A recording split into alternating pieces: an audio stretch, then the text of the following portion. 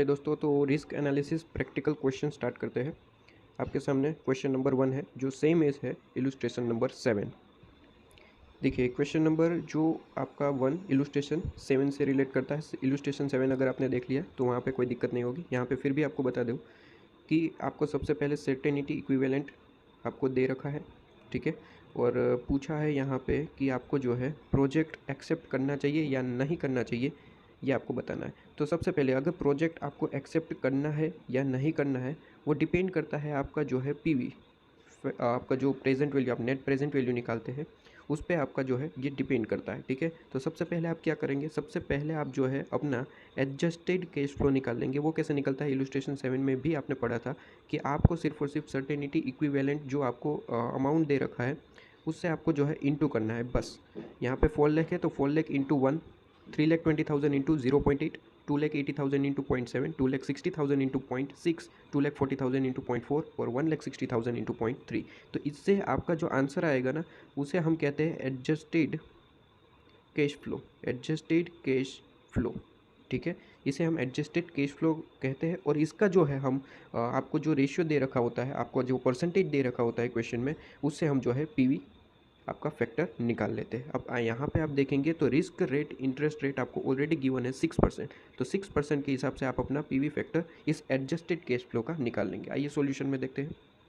Solution में आपको यहाँ पे दे रखा है, देख लीजिए वही बात है।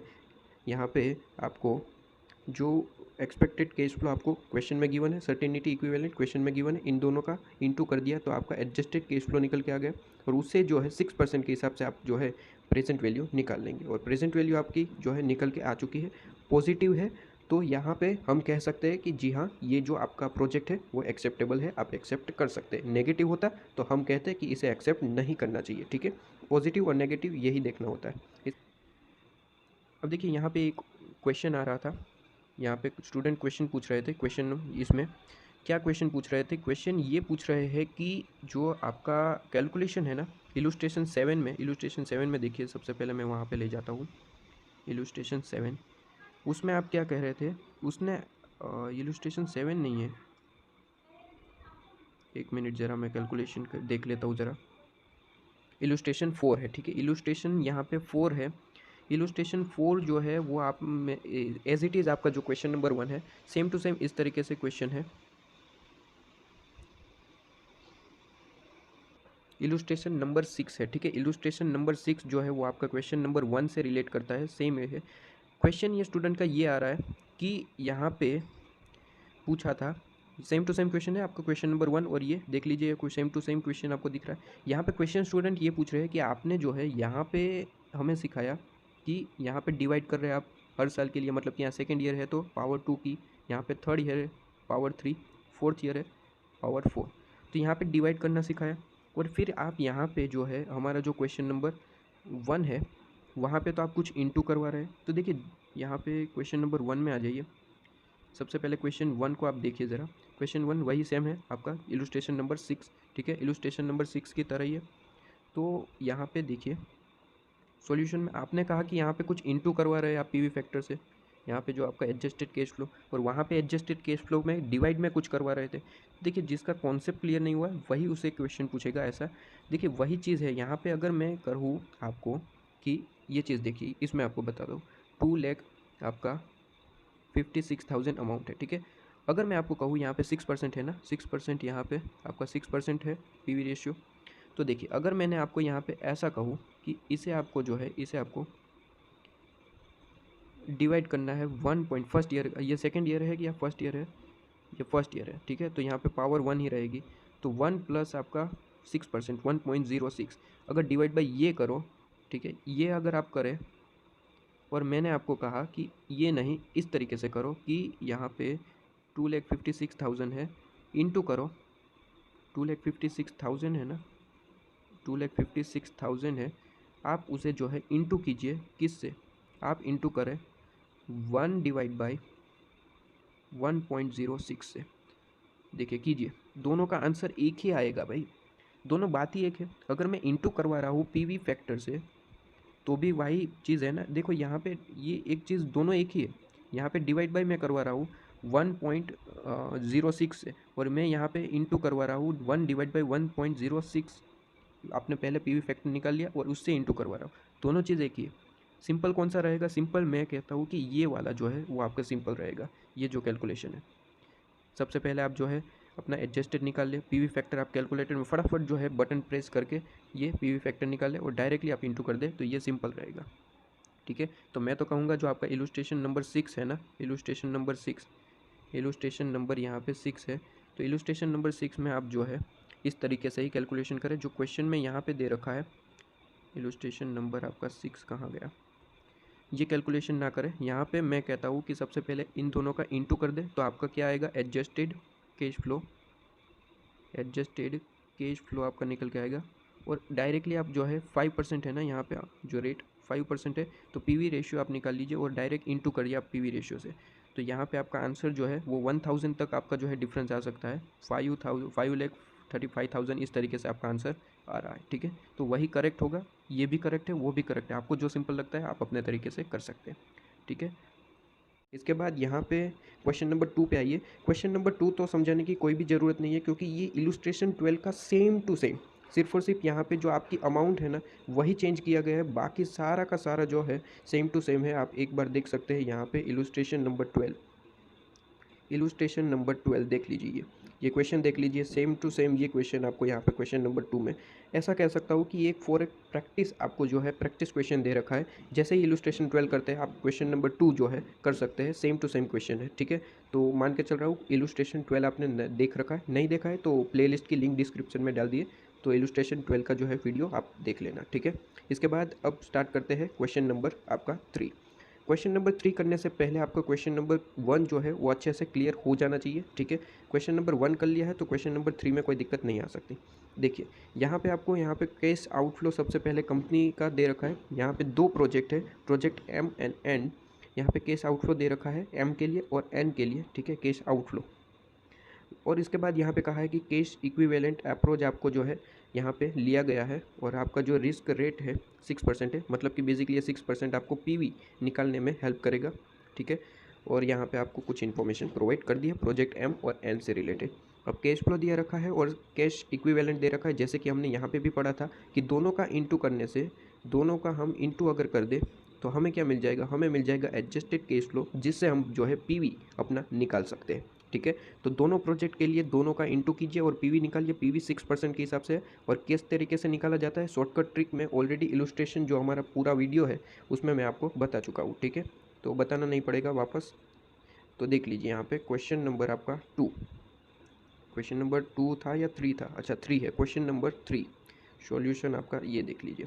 सबसे पहले प्रोजेक्ट एम के लिए दोनों का इंटू कर दिया, एडजस्टेड कैश फ्लो निकल के आ गया और 6% के हिसाब से जो है आपका पीवी रेशियो जो है निकाल दिया गया और आपका यहाँ पे नेट प्रेजेंट वैल्यू निकल के आ गया। देखिए टोटल प्रेजेंट वैल्यू, उसमें से हमारा जो आपका आउटफ्लो है वो माइनस होता है, तो आपका नेट प्रेजेंट वैल्यू निकल के आता है। ये पूरा डिटेल में डिस्कस हो चुका है हमारा इलुस्ट्रेशन बैच में। ठीक है, प्लेलिस्ट की लिंक डिस्क्रिप्शन में है, वहाँ जाके आप देख सकते हैं। इसी तरीके से प्रोजेक्ट एन के लिए भी हमने कैलकुलेशन की, एडजस्टेड कैश फ्लो निकाल लिया, उसके हिसाब से पीवी फैक्टर और प्रेजेंट वैल्यू आपके सामने, उसमें से आउटफ्लो माइनस करेंगे और आपका नेट प्रेजेंट वैल्यू निकल के आ जाएगा। ठीक है, तो दोनों का हमने नेट प्रेजेंट वैल्यू निकाल दिया है। क्वेश्चन में पूछा है कि कौन सा प्रोजेक्ट जो है उसे एक्सेप्ट करना चाहिए। तो देखिए सबसे पहले तो आपको देखना है कि पॉजिटिव जो आंसर है उसे हमें एक्सेप्ट करना चाहिए, नेगेटिव है तो उसे एक्सेप्ट नहीं करना चाहिए। लेकिन हमने यहाँ पे जब कैलकुलेशन की प्रोजेक्ट एम और एन के लिए तो दोनों ही पॉजिटिव है। अगर दोनों ही पॉजिटिव है तो आपको यहाँ पे देखना है कि किसका अमाउंट, किसका नेट प्रेजेंट वैल्यू ज़्यादा है। जिसका नेट प्रेजेंट वैल्यू ज़्यादा है वो अच्छा है, उसे हमें एक्सेप्ट करना चाहिए। तो यहाँ पे एन का प्रेजेंट वैल्यू जो है, नेट प्रेजेंट वैल्यू ज़्यादा है, तो इस तरीके से हम यहाँ पे कह सकते हैं कि since net present value of N is higher it should be accepted. ठीक है, उसे हमें एक्सेप्ट करना चाहिए क्योंकि उसका जो नेट प्रेजेंट वैल्यू जो है वो हायर है। ठीक है, उसके बाद यहाँ पे एक और क्वेश्चन पूछा है। क्या पूछा है कि अगर कह रहा है अगर यहाँ पे risk adjusted discount rate method use किया गया होता तो फिर आपका जो है कौन सा प्रोजेक्ट हायर रेट पे होता, मतलब कि कौन सा प्रोजेक्ट हाई रेट पे होता और वाई, दोनों पूछा गया। तो देखिए यहाँ पे मैंने राउंड कर रखा है कि आपका जो रिस्क है वो किस तरीके से पता चलेगा। रिस्क आपको पता चलेगा, आपको यहाँ पे सर्टेनिटी यहाँ पे आपको जो है अमाउंट दे रखा है आपका सर्टेनिटी इक्विवेलेंट अमाउंट। ठीक है, उसका टोटल लगाने से, देखिए, अगर मैं यहाँ पे बता दूँ कि अगर सर्टेनिटी इक्विवेलेंट, आप दोनों का टोटल लगाएंगे, प्रोजेक्ट एम के लिए ये यहाँ पे टोटल लगाएंगे और यहाँ पे भी आप जो है टोटल लगाएंगे, ठीक है। तो दोनों का टोटल लगाएंगे, सर्टेनिटी इक्विवेलेंट दोनों में से जिसका भी ज़्यादा है वहाँ पे समझ लो रिस्क जो है कम है, रिस्क कम है। अगर सर्टेनिटी इक्विवेलेंट जो है वो कम है, इसका मतलब ये हुआ कि वहाँ पे रिस्क जो है वो ज़्यादा है। इतना बात समझ में आ रहा है आपको? क्या इतनी बात आपको समझ में आ रही है? ये आपको चीज़ याद रखनी है, ठीक है। दोनों का टोटल लगाइए, अब आपको पता चलेगा। यहाँ पे कितना आ रहा है 2। ओके, यहाँ पे सॉल्यूशन में ही देख लेते हैं डायरेक्ट। देखिए, प्रोजेक्ट एम में जो है आपका सॉल्यूशन आया 2, यहाँ पे 2.4। मैंने आपको क्या बताया कि अगर आपका सर्टेनिटी इक्विवेलेंट जो है वो ज़्यादा है, दोनों में से जिसका भी ज़्यादा है उसमें आप समझ लो रिस्क कम है। रिस्क कम है इसका मतलब रेट जो है आपका, यहाँ पे देख लीजिए, एक चीज़ मैंने आपको यहाँ पे लिखवाई है। देखिए, मैंने वही चीज़ यहाँ पे मैं एक बार लिख देता हूँ कि अगर आपका सर्टेनिटी इक्विवेलेंट का जो टोटल है सीई कम आता है, इसका मतलब होता है इसमें रिस्क ज़्यादा है। रिस्क ज़्यादा है मतलब कि आपका रेट जो है वो हाई माना जाता है। जबकि अगर आप कहें कि सर्टेनिटी इक्विवेलेंट जो है आपका दोनों की कंपैरिजन में जिसका ज़्यादा है, उसका मतलब वहाँ पे जो है आपका रिस्क कम है। सर्टेनिटी इक्विवेलेंट जैसे जैसे ज़्यादा होगा आपका रिस्क कम होगा। तो यहाँ पे दोनों में सर्टेनिटी इक्विवेलेंट का टोटल देखा जाए तो प्रोजेक्ट एम में कम है। प्रोजेक्ट एम में कम है इसका मतलब उसमें रिस्क ज़्यादा है दूसरे प्रोजेक्ट के कंपेरिजन में, ठीक है। तो वही चीज़ यहाँ पे लिखिए, project M is riskier than project N, ठीक है। प्रोजेक्ट एन से ज़्यादा प्रोजेक्ट एम में जो है रिस्क ज़्यादा है, और रिस्क ज़्यादा है इसका मतलब वहाँ पर रेट जो है हायर रेट है। देखिए यहाँ पर मैंने आपको लिख रखा है कि रिस्क ज़्यादा मतलब कि रेट हाई, तो हायर रेट है because of high risk. Risk ज़्यादा, रेट ज़्यादा, ठीक है। इसके बाद क्वेश्चन नंबर 4। क्वेश्चन नंबर 4 करने से पहले आपको इलस्ट्रेशन 1 और 2 क्लियर होना चाहिए। मैंने यहाँ पे दिखाया है, लिख रखा है, ठीक है। तो 1 एंड 2 क्लियर है, उसके बाद आप क्वेश्चन नंबर 4 देख सकते हैं। देखिए, क्वेश्चन नंबर 4 में सबसे पहले आपको इन्वेस्टमेंट की कॉस्ट दे रखी है 90,000, ठीक है। इसके बाद यहाँ पे इन्फॉर्मेशन दे रखी है कि कैश इनफ्लो किस किस तरीके से आपको मिल रहा है। यहाँ पे ईयर नहीं है, ये देखिए डिफरेंट डिफरेंट केसेस दे रखे हैं। अगर 30 लाख रुपीज़ मिलता, 40 लाख रुपीज़ मिलता, 20 लाख, ये ईयर के हिसाब से नहीं है कि ये आप मान ले कि ये ईयर 1 है, ये ईयर 2 है, ऐसा नहीं है, ठीक है। ईयर 3 है, अगर आप ऐसा मान ले तो ऐसा गलत है। यहाँ पे डिफरेंट डिफरेंट ये केसेस प्रोवाइड किए गए हैं कि may be 2 lakh 20 lakh rupees कमा सकते हैं, may be 30 lakh, may be 40 lakh. देखिए, उसके बाद इन्फॉर्मेशन दे रखी है कि प्रोजेक्ट की जो लाइफ है वो तो 5 ईयर्स की है, और डिज़ायरेबल जो रेट है वो 18% के हिसाब से है। टर्मिनल वैल्यू आपको दे रखी है। टर्मिनल वैल्यू का मतलब होता है जब आपकी लाइफ खत्म हो रही है, मतलब कि 5 साल की लाइफ है तो 5th ईयर में जो है आप इस मशीनरी जो भी आपकी है, मशीनरी है कि जो भी प्रोजेक्ट है वो ख़त्म हो गया, तो उसके बाद भी आपको जो है कुछ अमाउंट मिलेगी। वो अमाउंट इस तरीके से, प्रोजेक्ट जो पहला आपको केस दिया गया, मतलब कि पहला केस कौन सा है, 20 लाख वाला, 20 लाख में तो आपको कुछ भी अमाउंट नहीं मिलेगी, टर्मिनल वैल्यू ज़ीरो है। उसके बाद जो 30 लाख वाला है उसमें आपको जो है 5th ईयर में, मतलब कि जो आपकी लाइफ ख़त्म होगी 5th ईयर में ख़त्म हो रही है, तो वहाँ पे आपको 20 लाख अमाउंट मिलेगा। और जो तीसरा आपका केस है वहाँ पे आपको जो है 30 लाख अमाउंट मिलने वाला है।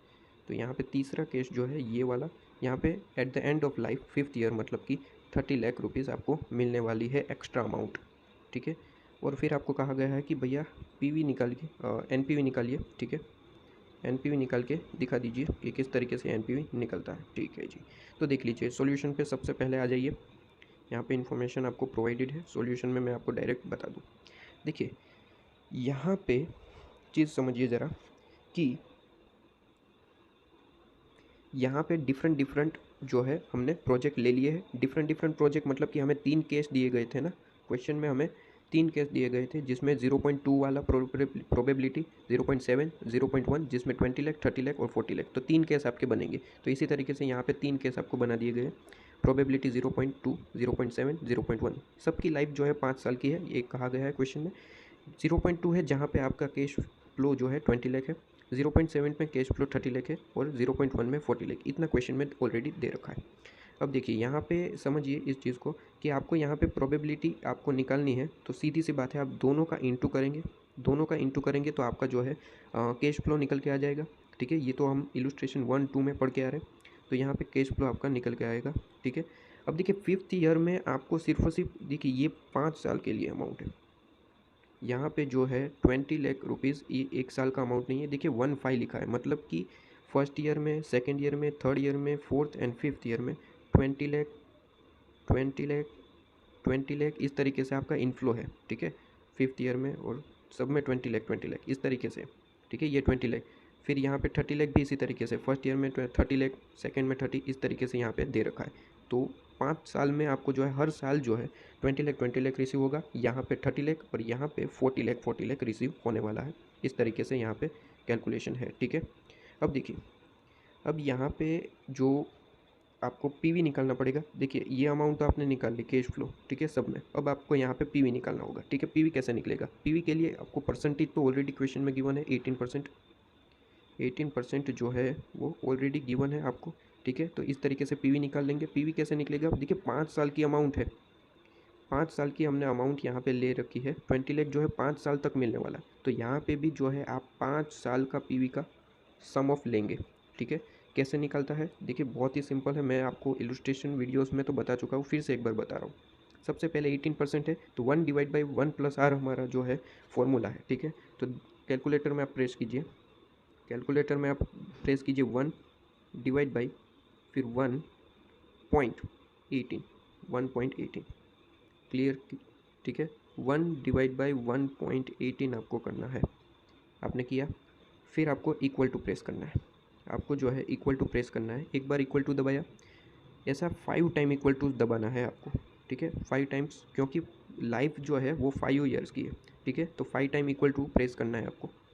तो सबसे पहले 1 डिवाइड बाई 1.18, एक बार इक्वल टू दबाया, दूसरी बार, तीसरी बार, fourth time and fifth time, 5 time आपने इक्वल टू प्रेस कर दिया है। उसके बाद कुछ नहीं करना है, उसके बाद आपको जो है यहाँ पे GT ऑप्शन दिख रहा होगा, GT ऑप्शन, उसे प्रेस करना है। जैसे ही आप प्रेस करेंगे आपके सामने जो आंसर आ रहा होगा वो ये होगा 3.125, 3.125 ये आपका आंसर आ रहा होगा, आप देख सकते हैं, ठीक है। तो उसके बाद यहाँ पे लास्ट जो है ज़ीरो, देखिए ईयर ज़ीरो है, वहाँ पे तो कोई दिक्कत नहीं है, वहाँ पे आपकी पीवी हमेशा 1 रहेगी। और आपकी जो ज़ीरो ईयर में तो क्या होता है आपका आउटफ्लो, आउटफ्लो कितना है क्वेश्चन में दे रखा है 90 लाख, तो यहाँ पे तो वो पीवी 90 लाख ही होगा। यहाँ पे आपने दोनों का इंटू किया, ये 90,62,500। और यहाँ पे देखिए फिफ्थ ईयर में और एक चीज़ आपको रिसीव हो रही थी जो मैंने यहाँ पे आपको बताया, क्या मिल रहा था? Terminal value. फर्स्ट ईयर में तो कुछ नहीं मिल रहा, फर्स्ट केस में तो कुछ नहीं मिल रहा था, सेकेंड केस में मिल रहा था 20 लाख, और थर्ड केस में जो है वो 30 लाख रुपीज़ मिल रहा था। कब? द एंड ऑफ, ये टर्मिनल वैल्यू हमेशा याद रखिए कि at the end of life आपको मिलता है। तो यहाँ पे तीनों की लाइफ जो है 5 साल की है, तो फिफ्थ ईयर में आपको ये अमाउंट भी रिसीव होगी। तो इस अमाउंट की भी आप प्रेजेंट वैल्यू निकालेंगे। यहाँ पे तो ज़ीरो है तो इसकी तो कोई प्रेजेंट वैल्यू नहीं निकलेगी, ठीक है। फिर उसके बाद 20 लाख अमाउंट रिसीव हुआ है, तो इसकी आपको जो है प्रेजेंट वैल्यू निकालनी पड़ेगी। किस तरीके से निकालेंगे? 20 लाख रुपीज़ है, उसका प्रोबेबिलिटी वैल्यू जो है इंटू करेंगे, तो आपका 14 लाख अमाउंट आएगा, और 14 लाख का जो है प्रेजेंट वैल्यू निकालेंगे। फिफ्थ ईयर का प्रेजेंट वैल्यू चाहिए आपको, फिफ्थ ईयर का। देखिए टोटल मत लेना, यहाँ पे टोटल इसलिए लिया था, यहाँ पे देखिए यहाँ पे टोटल इसलिए लिया था क्योंकि ये 20 लाख, ये जो सारा अमाउंट था ना 20 लाख 30 लाख, ये 5 सालों तक मिल रहा था, 5 सालों तक। फर्स्ट ईयर में 20, सेकेंड ईयर में 20, थर्ड ईयर में। यहाँ पे तो सिर्फ एक ही बार मिलेगा, वो भी at the end of life, ठीक है। एक साल में ही सिर्फ और सिर्फ मिलना है। तो यहाँ पे सिर्फ और सिर्फ फिफ्थ ईयर का जो है पीवी लेना है, सम ऑफ नहीं लेना है, ठीक है। तो फिफ्थ ईयर का पीवी आपने ले लिया है, तो उससे आप जो है इंटू करेंगे, ठीक है। 30 लाख का आप जो है इंटू करेंगे अपना पीवी, प्रॉफिटेबिलिटी जो आपकी प्रोबेबिलिटी आपको दे रखी है 0.1, इससे इंटू करेंगे 3 लाख आपका आंसर आएगा। और यहाँ पे 14 लाख है, यहाँ पे 13 लाख है, यहाँ पे आपका जो है उसका जो अमाउंट है वो निकाल लेंगे, ठीक है। उससे आप जो 14 लाख प्लस 3 लाख करेंगे और इससे इंटू कर देंगे आपका पीवी जो फैक्टर है उससे, तो आपका जो है पीवी रेशियो निकल के आ जाएगा। और जैसे ही सबका पीवी रेशियो निकल के आ जाएगा, आप जो है अपना कॉस्ट में से अपना जो इनफ्लो है वो माइनस करेंगे, तो आपका जो है नेट अमाउंट आ जाएगा, net present value, net present value आपके सामने आ जाएगी, ठीक है। क्लियर है? इसके बाद यहाँ पे उसी क्वेश्चन में सेकंड क्वेश्चन भी पूछा है कि calculate worst case and best case, आपको एनपीवी निकालनी है, वर्स्ट केस एंड जो बेस्ट केस है उसकी। तो देखिए worst case and best case की कैलकुलेशन आपको करनी है, सिर्फ और सिर्फ एनपीवी निकालनी है। देखिए सबसे वर्स्ट केस कौन सा माना जाएगा, आप समझिए। जहाँ पे सबसे कम अमाउंट आपको रिसीव हो रही है वो वर्स्ट केस है। बेस्ट केस जहाँ पे सबसे ज़्यादा अमाउंट रिसीव हो रही है। यहाँ पे 3 केस हमें क्वेश्चन में दे रखे थे। यहाँ पे 3 केस जो है क्वेश्चन में दे रखे हैं, जहाँ पे 20 लाख रिसीव हो रहा है, 30 लाख रिसीव हो रहा है और 40 लाख रुपीज़ रिसीव हो रहे हैं आपको पर ईयर के हिसाब से। तो सबसे कम यहाँ पे अमाउंट है, तो मतलब कि ये वर्स्ट केस है, ठीक है। और ये यहाँ पे 40 लाख सबसे ज़्यादा अमाउंट है, मतलब कि ये बेस्ट केस है। तो इन दोनों का जो है आपको जो है present value, net present value निकालना है बस। तो यहाँ पे देख लीजिए वही चीज़ें यहाँ पे कैलकुलेट करके बता रखी है। सबसे पहले 0 ईयर में तो प्रोबेबिलिटी जो आपकी 0 होती है, 1 होती है, ठीक है, प्रेजेंट वैल्यू ऑफ फैक्टर। तो 1 होती है, तो आपका जो कैश इनफ्लो है 90 लाख है, 90 लाख इंटू 90 लाख, 90 लाख ही रहेगा, ठीक है। इसके बाद इनफ्लो की बात करें तो हर साल आपको जो है 5 सालों तक 20 लाख अमाउंट रिसीव हो रहा है वर्स्ट केस में। बेस्ट केस में 40 लाख रिसीव हो रहा है। तो यहाँ पे 1 2 3 4 5 ईयर्स तक है, इसलिए यहाँ पे पीवी फैक्टर जो है सम ऑफ पीवी फैक्टर लेंगे 5 ईयर का। कैलकुलेशन कैसे करते हैं वो बता रखा है, ठीक है, मैंने आपको ऑलरेडी बताया। तो यहाँ पे दोनों का इंटू करेंगे 62,50,000, यहाँ पे दोनों का इंटू करेंगे 40 लाख इंटू 3.125, तो यहाँ पे आपका आंसर आ जाएगा, ठीक है। तो ये दोनों का आपका आंसर आ जाएगा, और दोनों का आंसर आने के बाद आपको जो है सिंपली उसे अपने कॉस्ट से माइनस कर देना है। कॉस्ट में से 90 लाख में से माइनस किया तो यहाँ पे माइनस आंसर आ रहा है, यहाँ पे 90 लाख में से माइनस किया तो 48 लाख आपका आंसर आ रहा है। तो यहाँ पे दोनों का आप एनपीवी अलग से लिख के बता सकते हैं कि यहाँ पे एनपीवी ये है, ठीक है। और थर्ड क्वेश्चन भी पूछा है इसी क्वेश्चन के साथ कि state probability occurrence of worst case if cash flow are perfectly positive correlated over time. ये थियोरिकल क्वेश्चन है, देख लीजिए यहाँ पे आप रीड भी कर सकते हैं। अगर परफेक्टली पॉजिटिव जो आपका कैश फ्लो है तो सीधी सी बात है आपका कैश फ्लो जो है 20 लाख आएगा, 20 लाख की प्रोबेबिलिटी 20% है। ये तो आप रीड कर सकते हैं, थियोरिकल क्वेश्चन आपका। फिफ्थ क्वेश्चन देखते हैं। फिफ्थ क्वेश्चन में आपको जो है लोअर एस्टिमेट, बेस और अपर एस्टिमेट दे रखा है। यहाँ पे सेल्स है से आपका जो सेल प्राइस आपको दे रखा है। तो ये जो आपने इलुस्ट्रेशन नंबर 7 किया था उसके जैसा ये क्वेश्चन है। इलुस्ट्रेशन 7 आपको क्लियर होना चाहिए। इसके बाद यहाँ पे एक नया पॉइंट है जो आपको डेप्रिसिएशन दे रखा है in a fixed cost. In a fixed cost मतलब कि हर एक जो है केस के लिए डेप्रिसिएशन 35,000 ही है इस तरीके से। और कॉर्पोरेट टैक्स जो है वो 25% आपको दे रखा है। Cost of capital 15%। उसके बाद यहाँ पे आपको क्वेश्चन में दे रखा है कि पूछा है कि determine NPV, net present value निकालना है सिनेरियो बेस। इलुस्ट्रेशन 7 में पढ़ा था सिनेरियो बेस। आपको निकालना है वर्स्ट बेस एंड आपका बेस्ट केस सिनेरियो, ठीक है। तो वर्स्ट केस सबसे कम जो यहाँ पे आपका अमाउंट मिल रहा होगा, जो अमाउंट आपको रिसीव हो रहा होगा, इनकम आपकी कम हो रही होगी, वो आपका वर्स्ट है। और सबसे ज़्यादा आपको इनकम रिसीव होगी, सबसे ज़्यादा सेल होगी, इसका मतलब हुआ कि वो आपका बेस्ट केस है। देखेंगे आगे। इसके बाद यहाँ पे पीवी फैक्टर आपको ऑलरेडी कैलकुलेट करके दे रखे, तो अच्छी बात है, ठीक है। उसके बाद यहाँ पे बस यही इतना ही दे रखा है और आपको पूछा है कि एनपीवी निकाल के दिखाइए, ठीक है। देखिए सबसे पहले तो worst case, best case and आप जो है बेस्ट में से बेस्ट केस आपको निकालना है। Worst, best and best case. तो देखिए सेल की बात करें तो मैंने आपको यहाँ पे बताया इलुस्ट्रेशन 7 आपका सबसे पहले कंप्लीट होना चाहिए, वहाँ पे सारा डिस्कशन हो चुका है, ठीक है। देखिए अब वर्स्ट केस की मैं सबसे पहले बात करता हूँ। 3 चीज़ें यहाँ पे दे रखी है। अब मैं सेल की जब बात करता हूँ तो सेल सबसे ज़्यादा हो ये अच्छी बात है कि कम हो ये अच्छी बात है, सबसे ज़्यादा हो तो ये अच्छी बात है, ठीक है। तो सेल सबसे इन तीनों में से सबसे ज़्यादा यहाँ है, तो ये बेस्ट केस में जाएगा, बेस्ट में। और सबसे कम हो ये अच्छी बात नहीं है, तो यहाँ पे सबसे कम जो है वो 4,500 है, वो कहाँ पे जाएगा, वो जाएगा आपका वर्स्ट केस में, ठीक है। यहाँ पे लिख देना ज़रा, यहाँ पे लिख देता हूँ वर्स्ट केस में, ठीक है। तो ये बाकी जो एक बचा वो आपका बेस में जाएगा, ठीक है। इस तरीके से सब में आपको कैलकुलेशन करनी है। तो देखिए वर्स्ट में 4,500 लिखना है। देखिए वर्स्ट केस में 4,500, यहाँ पे 5,000 और 5,500, ठीक है। उसके बाद यहाँ पे देखिए, इसके बाद आपको सेल प्राइस पर यूनिट, तो सेल प्राइस सेल की तरह ही ट्रीट होता है। जितनी भी आप सेल प्राइस ज़्यादा ट्रीट करेंगे, ज़्यादा लेंगे, उतना आपका प्रॉफिट बढ़ेगा। तो जितनी सेल प्राइस बड़ी है उतना हमारे लिए अच्छा है। अच्छा है मतलब कि बेस्ट है। तो सबसे ज़्यादा सेल प्राइस कहाँ पे है, यहाँ पे, तो ये बेस्ट में जाएगा, ये बेस्ट में जाएगा। सबसे कम कहाँ पे है, वो वर्स्ट में जाएगा, ठीक है। और जो बाकी बच गया वो बेस में जाएगा, बेस, ठीक है। इस तरीके से यहाँ पे वेरिएबल कॉस्ट, देखिए अब कॉस्ट की बात है, कॉस्ट जितनी ज़्यादा होगी इतना आपका प्रॉफिट कम आएगा। तो जहाँ पे जितनी कॉस्ट ज़्यादा है उतना हमारे लिए अच्छा नहीं है, ठीक है। तो अच्छा नहीं है तो वो जाएगा वर्स्ट में। सबसे ज़्यादा कॉस्ट कहाँ पे है, 150 यहाँ पे, तो ये वर्स्ट में जाएगा।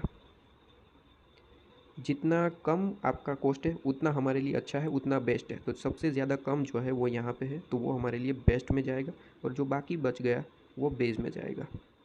क्लियर है? तो वही चीज़ यहाँ पे देख लीजिए, सेलिंग प्राइस और वेरिएबल कॉस्ट।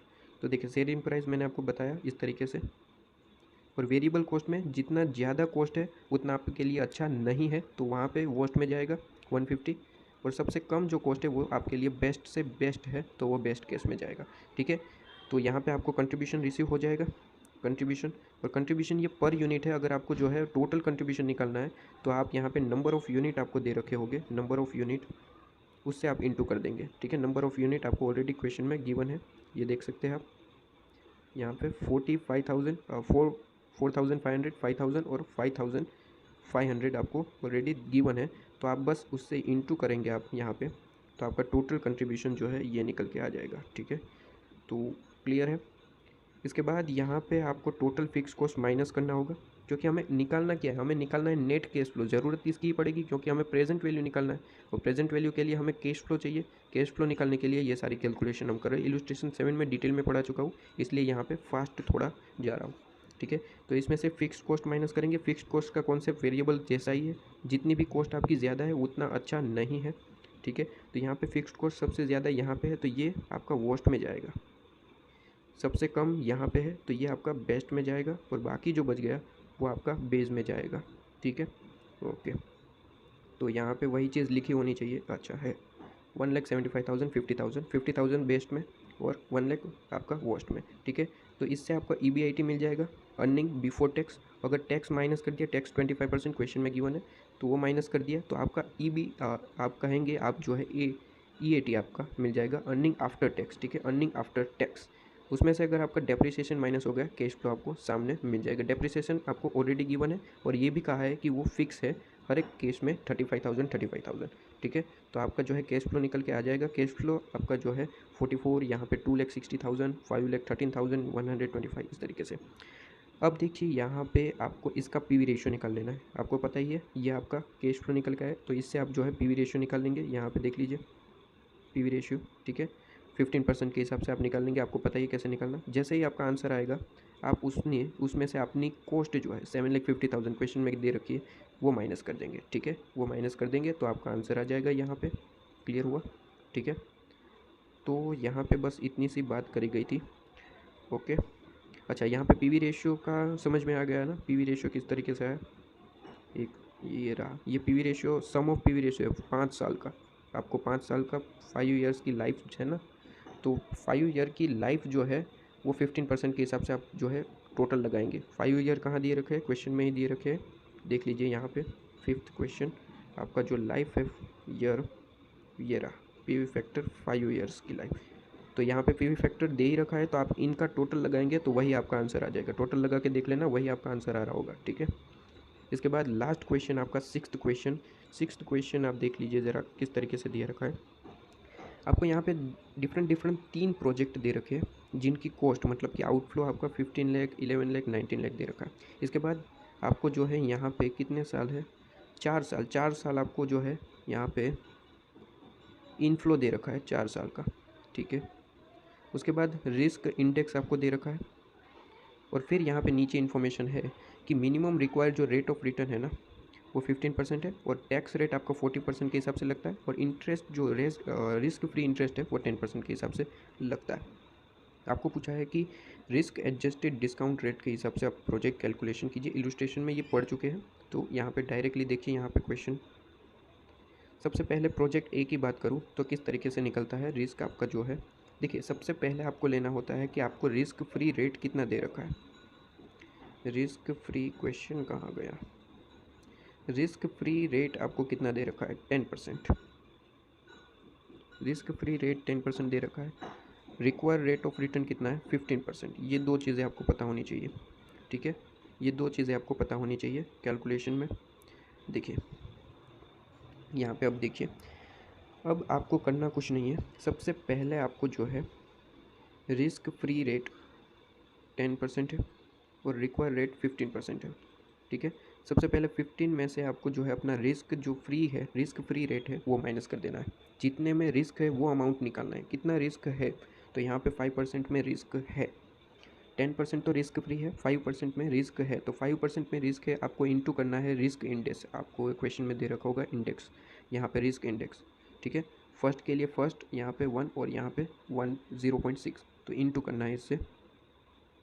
आपका यहाँ पे 5% दे रखा है, तो 5% यहाँ पे देखिए फर्स्ट प्रोजेक्ट के लिए बात करें तो यहाँ पे 5% इंटू 1.8 करेंगे और उसमें वापस अपना जो रिस्क जो माइनस किया था रिस्क फ्री रेट वो वापस ऐड करेंगे, ठीक है। तो ये 19% आएगा, ठीक है। यहाँ पे कैलकुलेशन कर देता हूँ। देखिए सबसे पहले आपका जो रेट है, रेट ऑफ रिटर्न कितना है 15% ना, 15%, जिसमें से रिस्क फ्री हमारा कितना है 10%। ये 15% है, ये 10% है। सबसे पहले हमारा जो रिस्क किस में है सबसे पहले वो निकालना होता है, तो रिस्क हमारा 5% में है, तो 5% में रिस्क है तो उसे आपको इंटू करना है अपना इंडेक्स से, रिस्क इंडेक्स, ठीक है। रिस्क इंडेक्स से आपको जो है इंटू करना है। रिस्क इंडेक्स प्रोजेक्ट ए के लिए बात करूँ तो वहाँ पे आपको दे रखा है रिस्क इंडेक्स जो है 1.8, क्वेश्चन में ही दे रखा होता है, तो वहाँ पे आपको दे रखा है 1.80, ठीक है। तो बस आपको जो है सबसे पहले इन दोनों का इंटू कर लेना है और फिर जो हमने वापस माइनस किया था ना वो वापस ऐड बैक कर देंगे, ठीक है। तो यहाँ पे 5 इंटू करेंगे 1.8, तो आपका आ रहा होगा आंसर 9, और वापस वो जो 10% माइनस किया था वो वापस 10 ऐड करेंगे, तो ये आपका 19% आ जाएगा। क्लियर है। तो सब में यही कैलकुलेशन है तीनों के लिए। फॉर्मूला मैंने आपको बता दिया किस तरीके से। सबसे पहले आप जो अपना रिस्क किस में है वो परसेंट निकालेंगे, रिस्क किस में है वो परसेंट निकालेंगे, और उससे आपको जो है इंटू करना है रिस्क इंडेक्स से, और वापस जो हमने वो रिस्क फ्री रेट माइनस किया था ना वो वापस ऐड करना है, ठीक है। तो यहाँ पे इसी तरीके से कैलकुलेशन है, आप ज़रा देख लीजिएगा। तो एक तरीके से आपको जो है यहाँ पे आपको टोटल डिस्काउंट रेट आपको मिल चुका है 19, 15 और 13। अब हम हमारी कैलकुलेशन कर सकते हैं। यहाँ पे देखिए सबसे पहले देखें तो यहाँ पे फर्स्ट के प्रोजेक्ट की बात करूँ तो हर साल यहाँ पे 6 लाख अमाउंट है। तो मैंने अपना दिमाग दौड़ाया, मैंने अपना दिमाग दौड़ाया यहाँ पे कि हर साल 6 लाख है। तो एक मैंने काम किया यहाँ पे अलग अलग ईयर 6 लाख लिखने से अच्छा है मैंने यहाँ पे 6 लाख लिखा, और टोटल जो अपना 4 ईयर का जो है पीवी निकाल के उससे इंटू कर दिया। भाई आप जो है फर्स्ट, सेकेंड, थर्ड और फोर्थ 4 साल की लाइफ है, क्वेश्चन में बताया। हर साल मैं अगर 6 लाख कैलकुलेट करूँ, यहाँ पे 6 लाख, यहाँ पे 6 लाख, यहाँ पे 6 लाख, यहाँ पे 6 लाख, और इंटू करूँ आपका जो है पीवी फर्स्ट ईयर का कैसे निकालेंगे, हमारा जो 19% है ना, फर्स्ट प्रोजेक्ट के लिए कितना निकल के आया था यहाँ पे 19%। तो यहाँ पे 19% के हिसाब से अगर पहले साल में 1/1.19, फिर सेकेंड ईयर में 1.19 स्क्वायर, और यहाँ पे पावर 3 होगी 19, और यहाँ पे 1 पावर जो है 4 होगी, ठीक है, 19 का 4 पावर। अब ये सारी कैलकुलेशन से पूरा यहाँ पे आप इसका फिर टोटल लगाएंगे, और यहाँ पे जो टोटल निकलेगा उसकी कैलकुलेशन अल्टीमेटली आपकी बढ़ जाती है। तो मैंने यहाँ पे दिमाग लगाया कि हर साल आपका 6 लाख ही अमाउंट है, तो क्यों ना मैं डायरेक्टली 5 साल का जो है पीवी रेशियो का टोटल ले लूँ, 4 साल का, और यहाँ पे जो है डायरेक्टली इंटू कर दूँ, तो वही अमाउंट मुझे मिलेगी जो आप पूरी कैलकुलेशन करके निकालते थे, ठीक है। तो वही चीज़ है यहाँ पे, हमने यहाँ पे पिछले क्वेश्चन में भी देखा था, यहाँ पे देखिए ये क्वेश्चन में भी देखा था ना कि 5 साल का जो देखिए 5 साल जो है आपको 20 लाख मिलने वाली थी पिछला क्वेश्चन में। ये क्वेश्चन नंबर कौन सा है, क्वेश्चन नंबर 4। क्वेश्चन नंबर 4 में आपने मेरे साथ देखा था कि 5 सालों तक मिलनी है। तो डायरेक्टली मैंने क्या कहा कि डायरेक्टली आप एक काम करो कि 5 साल का जो है पीवी रेशियो का टोटल ले लो और डायरेक्टली इंटू कर दो आपका पीवी जो आपका निकल के आ जाएगा प्रेजेंट वैल्यू। तो यहाँ पे भी मैंने ऐसा ही किया, लेकिन ये कब होगा, जब आपका हर साल का जो अमाउंट है वो इक्वल हो। अलग अलग अमाउंट है तो फिर आपको जो है चारों साल के लिए अपना पीवी रेशियो निकालना पड़ेगा, फिर इंटू करेंगे, फिर उसका टोटल करेंगे, ठीक है। तो देख लीजिए आपका पीवी निकल के आ जाएगा, पीवी निकल के आ गया तो सीधे सीधे आप जो है उसमें से आप अपना कॉस्ट माइनस कर देंगे, ठीक है। तो यहाँ पे आपका आंसर निकल के आ जाएगा। कॉस्ट आपकी कितनी है 15 लाख, क्वेश्चन में दे रखा होगा 15 लाख कॉस्ट है, और यहाँ पे आपकी पीवी निकल के आ गई है प्रोजेक्ट ए के लिए। फिर प्रोजेक्ट बी की बात करूँ तो देखिए प्रोजेक्ट बी की बात करें, यहाँ पे आपको कॉस्ट दे रखी थी, मैंने आपको कहा था क्वेश्चन में दे रखी होगी, ये रही कॉस्ट 15 लाख, यहाँ पे कॉस्ट 11 लाख है। और यहाँ पे मैं देख रहा हूँ कि इनफ्लो की अमाउंट 4 सालों के लिए अलग अलग है, डिफरेंट है। तो यहाँ पे वो मेरा जो दिमाग दौड़ाने वाला कॉन्सेप्ट जो था वो काम नहीं लगेगा, इसलिए क्योंकि यहाँ पे इक्वल अमाउंट नहीं है, तो मुझे यहाँ पे हर साल के लिए कैलकुलेट करना पड़ेगा। देखिए यहाँ पे 6 lakh first year, second 4 lakh, और ये जो क्वेश्चन में दे रखा है मैंने लिख लिया, और पीवी रेशियो जो है मैंने यहाँ पे हर साल के लिए लिख लिया। यहाँ पे सम ऑफ पीवी फैक्टर नहीं ले सकते बिकॉज ऑफ आपका केस फ्लो जो है वो डिफरेंट ईयर के लिए डिफरेंट है, ठीक है।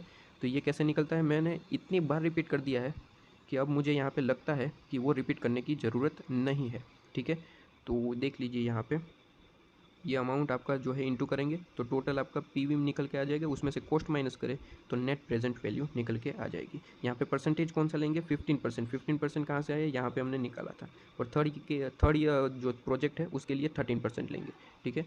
तो वही सेम बात है, यहाँ पे कैश फ्लो आपको क्वेश्चन में गिवन है, 13% के हिसाब से पीवी निकालेंगे, पीवी फैक्टर, और पीवी जो है आपका टोटल आ जाएगा, उसमें से कॉस्ट माइनस करेंगे तो नेट प्रेजेंट वैल्यू निकल के आ जाएगी। अब यहाँ पे लास्ट में क्वेश्चन पूछा था कि कौन सा प्रोजेक्ट आपको एक्सेप्ट करना चाहिए, तो देखिए नेट प्रेजेंट वैल्यू जिसमें सबसे ज़्यादा होगी वो हम एक्सेप्ट करेंगे। तो यहाँ पे मैं देख रहा हूँ कि प्रोजेक्ट ए में यहाँ पे इतना है, प्रोजेक्ट बी में नेट प्रेजेंट वैल्यू अच्छा यहाँ पे ज़्यादा है, बी ए से 1,67,800, 3 में तो उससे भी ज़्यादा है 2,13,000, तो हमें 3 वाला जो प्रोजेक्ट 3 है उसे एक्सेप्ट करना चाहिए, नेट प्रेजेंट वैल्यू ज़्यादा है, ठीक है। तो यहाँ पे ख़त्म होता है आपका जो ये कैलकुलेशन, ये आपका